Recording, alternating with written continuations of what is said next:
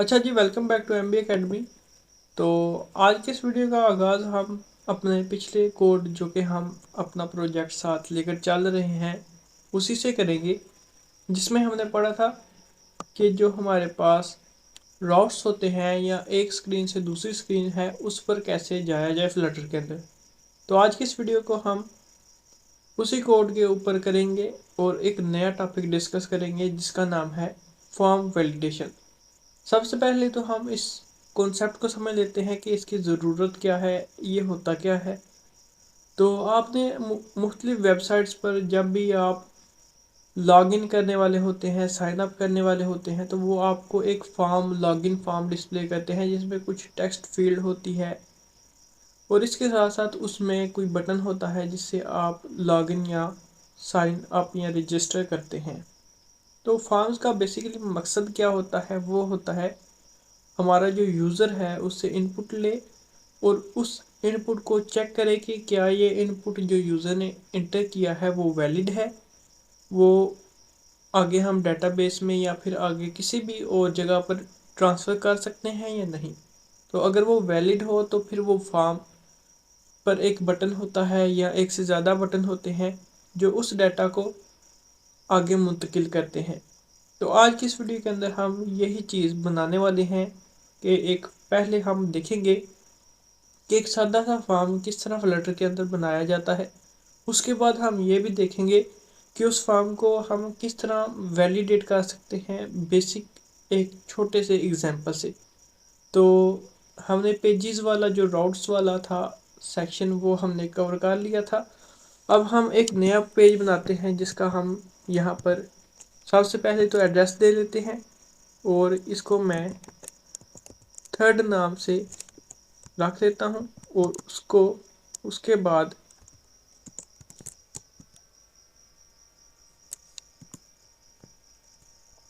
इसका नाम मैं रख लेता हूँ मेरा जो है फॉर्म पेज। तो क्योंकि मैंने अभी तक इसको बनाया नहीं है तो मैं इसको सबसे पहले बना लेता हूँ।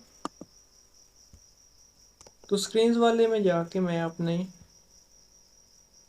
न्यू फोल्डर, न्यू फाइल और यहाँ पर form slash page dot dot लिखता हूँ और यहाँ पर मैं एक स्टेटलेस विजेट बनाना चाहता हूँ। तो स्टेटलेस विजेट बनाने का तरीका मैंने आपको बताया था, अब मैं उसको थोड़ा सा फास्ट करूँगा। यानी कि मैं यहाँ पर अपना एक बॉयलर प्लेट कोड है जो उस पर क्लिक करूँगा तो ये मेरा जो स्टेटलेस विजेट है वो बन जाएगा। अब इसके अंदर आप देखिएगा कि मैं जो फॉर्म है वो लिखता हूँ। फॉर्म के अंदर ये कह रहा है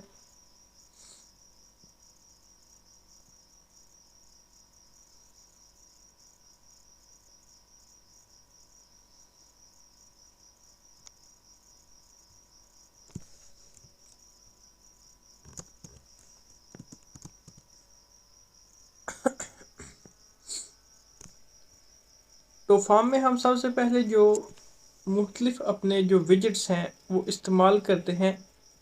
जैसा कि हम यहाँ पर इस्तेमाल करने वाले हैं कुछ खास विजेट्स, जैसा कि हम अपने फॉर्म में जो टेक्स्ट फील्ड है या जो जिस पे इनपुट लेंगे वो किस तरह दिखाएंगे। तो इसको हम एक कॉलम के तौर पर अगर हमारे पास, क्योंकि एक फॉर्म है उसमें आप देख सकते हैं कि मुख्तलिफ किस्म, पहले एक टेक्स्ट फील्ड होती है, मिसाल के तौर पर पहले वो यूज़र नेम मांगता है, फिर वो पासवर्ड मांगता है और आखिर पे बटन होता है लगा जो आगे उसको मुंतकिल करता है, भेजता है। तो फॉर्म में इस तरह का जो स्ट्रक्चर है वो प्रोवाइड करने के लिए हमें एक लेआउट विजेट की ज़रूरत होगी और वो लेआउट विजेट हमारे पास जो अभी मौजूद है वो है कॉलम। आप और भी विजेट्स यूज़ कर सकते हैं लेकिन यहाँ पर जो अप्रोप्रिएट है, जो बेहतर है, वो कॉलम है और कॉलम को मैं यूज़ करता हूँ। तो अभी फ़िलहाल ये मुझसे कॉस्ट का मांग रहा है तो मैं इसको कॉस्ट कर देता हूँ ताकि परफॉर्मेंस में कोई इशू ना रहे। तो इसके अंदर हमारे पास ऐसा कौन सा विजेट है जो हम शो करेंगे। तो इसके अंदर हम मुख्तलिफ विजिट्स अपने फार्म के रिलेटेड जो भी हैं वो लिख सकते हैं, लेकिन यहाँ पर मैं जो विजिट इस्तेमाल करूँगा चिल्ड्रन के तौर पे, चाइल्ड के तौर पे, वो है टेक्स्ट फार्म फील्ड। तो ये एरर क्या दे रहा है? तो ये कह रहा है कि आप इसको ज़रा हटा दें। तो हमने इसको हटा दिया है। अब टेक्स्ट फॉर्म फील्ड है जो इसके अंदर क्या हम डिस्प्ले करेंगे या फिर इसके अंदर हम क्या चीज़ देंगे। इसके लिए हम टेक्स्ट फॉर्म फील्ड की जो प्रॉपर्टीज़ हैं वो देखेंगे कि इसकी प्रॉपर्टीज़ मुख्तलिफ क्या हैं।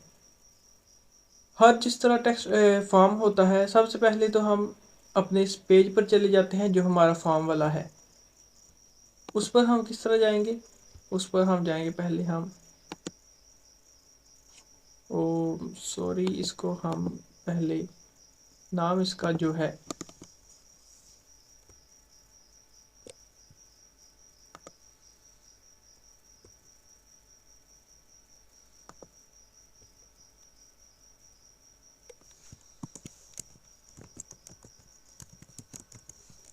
इसको हम फॉर्म पेज रख लेते हैं, ताकि हम इसको इधर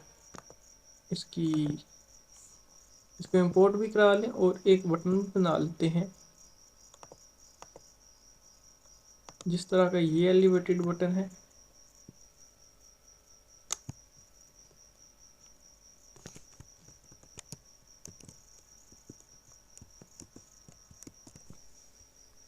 और यहाँ पर मैं जो है वो थर्ड लिख देता हूँ कि ये मेरा तीसरा पेज है। अब इसमें थोड़ा सा हम साइज्ड बॉक्स, ये चीज़ें जितनी भी मैं आपको बता रहा हूँ ये आपको जो है कॉन्सेप्ट पता होंगे तो आप एक अच्छे फ्लटर डेवलपर बन सकेंगे। तो इसको मैं थोड़ा सा नाम इसका चेंज कर देता हूँ और गो टू फॉर्म, ताकि ये थोड़ा सा वाज़ह दिख सके। मैंने क्लिक किया तो ये इसने एरर मुझे दे दिया है।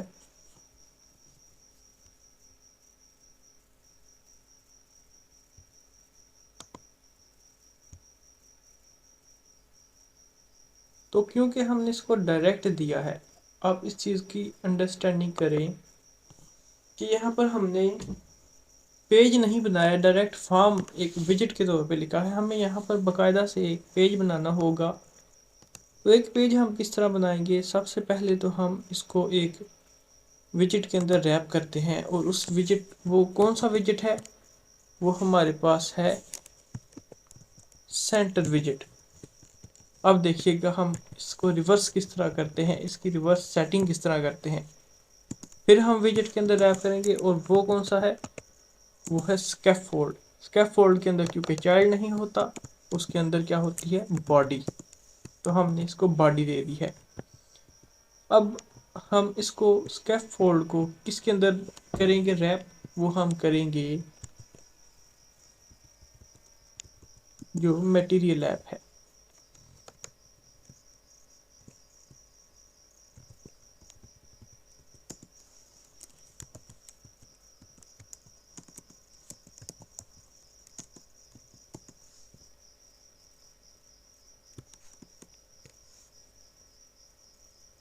ओ सॉरी, इसको हम मटेरियल ऐप के अंदर नहीं करेंगे, बल्कि ये हमारे पास इसी तरह रहेगा। और इसको हम एक ऐप बार दे देते हैं, और ऐप बार में जो है एक टेक्स्ट लिख देते हैं जो कि है टाइटल हमारा। वो टाइटल हम फॉर्म पेज,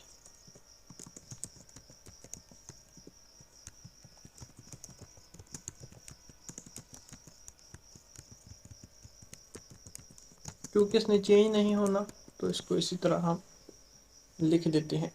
तो यहाँ पर आप देख सकते हैं कि एक इनपुट फॉर्म जो है वो, इस पर मैं कुछ भी लिख सकता हूँ, वो नज़र आ रहा है। इसको हम थोड़ा सा सेट कर देते हैं, और हम इसको किस तरह सेट कर सकते हैं वो हम कर सकते हैं कि हम फॉर्म को एक पैडिंग दे दें,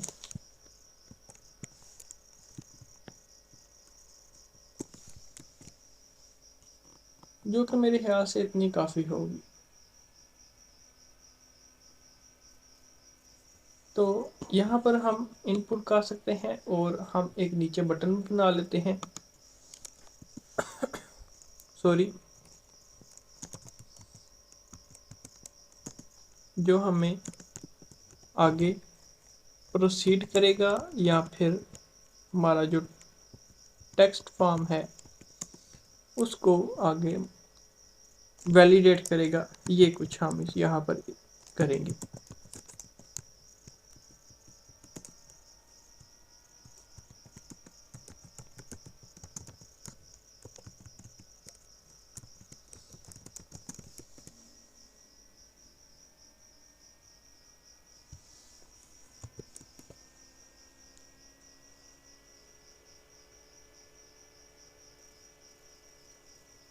तो यहाँ पर हम एक साइज्ड बॉक्स भी लिख देते हैं।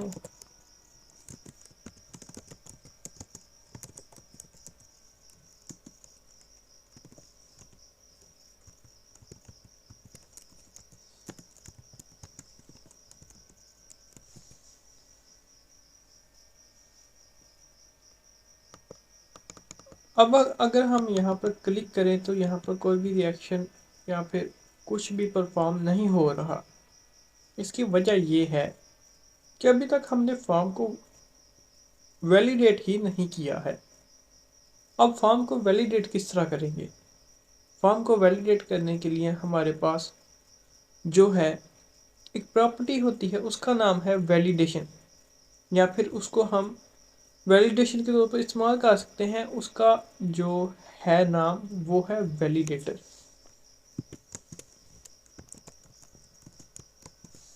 अब वैलिडेटर को अगर हम क्लिक करेंगे तो ये वैल्यू हमसे मांग रहा है।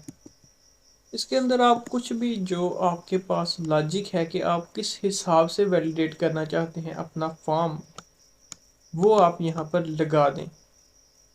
तो अगर आप मिसाल के तौर पर ये चाहते हैं कि आपके फॉर्म के अंदर कोई भी, अगर हमारा फॉर्म एम्प्टी हो तो ये बटन प्रोसीड ना करे अगला स्टेप, तो हम यहाँ पर कुछ इस तरह की कंडीशन लगा सकते हैं, जो कि ये करेगी कि हमारी जो वैल्यू पास होकर आ रही है एज स्ट्रिंग, अगर वो नल हुई या वो खाली हुई तो ये क्या करेगा, please enter some text return करेगा।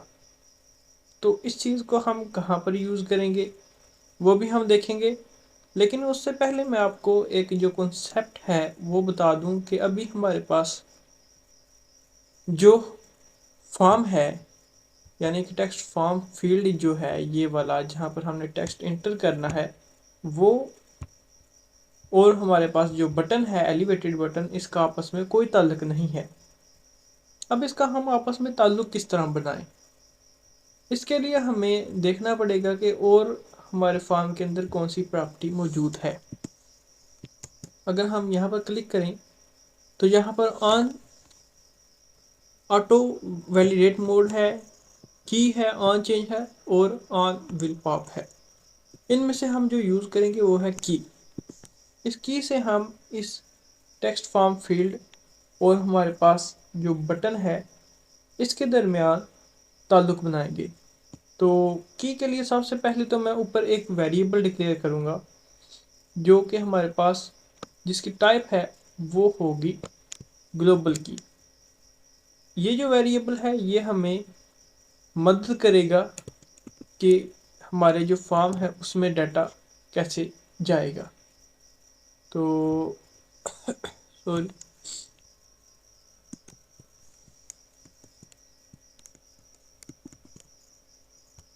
और यहाँ पर हम इसको लिख देते हैं। अब हम नेक्स्ट स्टेप में क्या करेंगे? अब हम नेक्स्ट स्टेप में इस अपने जो फॉर्म है इसको वैलिडेट करने के लिए हम ये जो वैल्यू है अपनी की वो अपने बटन में किसी जगह पर फिक्स करेंगे, जिससे हमें ये पता चलेगा कि हमें ये वैलिडेट करना है या नहीं। तो हम सबसे पहले अपना जो ऑन प्रेस्ड मेथड है एलिवेटेड बटन को उधर चले जाते हैं और इधर हम लिख रहे हैं एक इफ कंडीशन।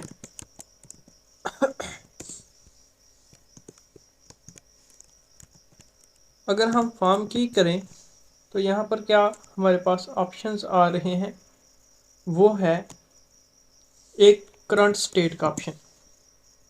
करंट स्टेट पर अगर हम करें तो हमें जो मुख्तलिफ ऑप्शन हैं वो मिल रहे हैं, उनमें से है वैलिडेट का। अब वैलिडेट का ऑप्शन है तो ये क्या कह रहा है, इसको हम थोड़ा क्लोज कर लेते हैं ताकि आपको क्लियर नज़र आए।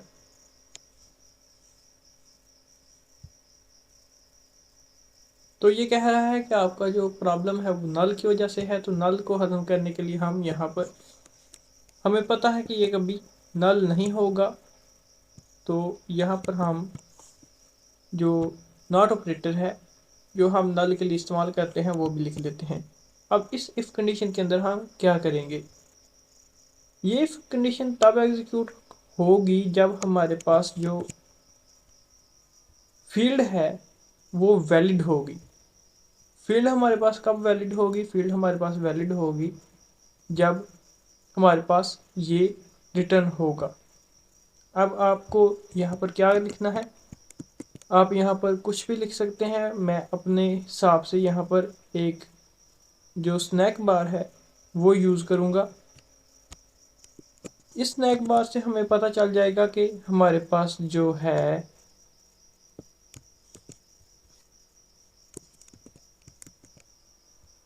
मैसेज वो प्रोसीड हुआ है, आगे चला गया है डाटा या नहीं।